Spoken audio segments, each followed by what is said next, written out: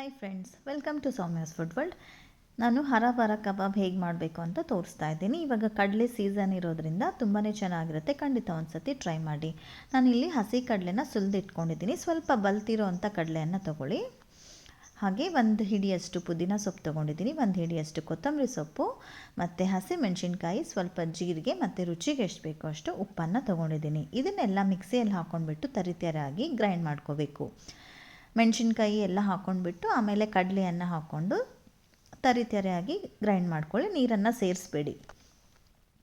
ಅದನ್ನು ಒಂದು ಮಿಕ್ಸಿಂಗ್ ಬೌಲ್ಗೆ ಶಿಫ್ಟ್ ಮಾಡ್ಕೊಂಡ್ಬಿಟ್ಟು ನಾನಿಲ್ಲಿ ಕಡಲೆಬೇಳೆ ಹಿಟ್ಟನ್ನು ತೊಗೊತಾ ಇದ್ದೀನಿ. ಬೇಸನ್ ಫ್ಲೋರ್ ಅಂತ ಏನು ಹೇಳ್ತೀವಲ್ಲ, ಅದನ್ನು ಒಂದು 2 ಟೇಬಲ್ ಸ್ಪೂನಷ್ಟು ಹಾಕಿ ಚೆನ್ನಾಗಿ ಈ ರೀತಿ ಮಿಕ್ಸ್ ಮಾಡ್ಕೊತಾ ಇದ್ದೀನಿ. ಬೈಂಡಿಂಗ್ ಸಲುವಾಗಿ ಬೇಕಾಗುತ್ತೆ.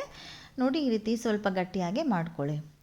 ನೀವು ಗ್ರೈಂಡ್ ಮಾಡ್ಕೋಬೇಕಾದ್ರೆ ಮಿಕ್ಸಿಯಲ್ಲಿ ನೀರನ್ನು ಹಾಕ್ಕೋಬೇಡಿ. ನೋಡಿ, ಈ ರೀತಿ ಇದನ್ನು ಕಟ್ಲೆಟ್ ಶೇಪಲ್ಲಿ ನಾವು ಮಾಡ್ಕೋಬೇಕು. ವಡೆ ಶೇಪಲ್ಲಿ ಈ ರೀತಿ ತಟ್ಕೊಂಡ್ಬಿಟ್ಟು ಕೈಯಲ್ಲಿ ಇದನ್ನು ಕಾದಿರೋ ಎಣ್ಣೆಯಲ್ಲಿ ನಾವು ಹಾಕ್ಕೊಂಡು 2 ಕಡೆ ಗೋಲ್ಡನ್ ಕಲರ್ ಬರೋವರೆಗೂ ನಾವು ಡೀಪ್ ಫ್ರೈ ಮಾಡಿದರೆ ನಮಗೆ ಹರಬರ ಕಬಾಬ್ ರೆಡಿ ಆಗುತ್ತೆ. ಇದನ್ನು ಹಸಿ ಬಟಾಣಿಯಿಂದ ಕೂಡ ಮಾಡ್ಕೋಬೋದು.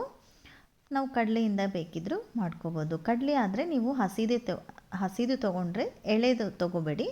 ಸ್ವಲ್ಪ ದಪ್ಪದಾಗಿ ಬಲ್ತಿರೋಂಥ ಕಡಲೆ ಏನಿರುತ್ತಲ್ಲ ಅದರಿಂದ ಮಾಡ್ಕೊಳ್ಳಿ, ಚೆನ್ನಾಗಿರುತ್ತೆ.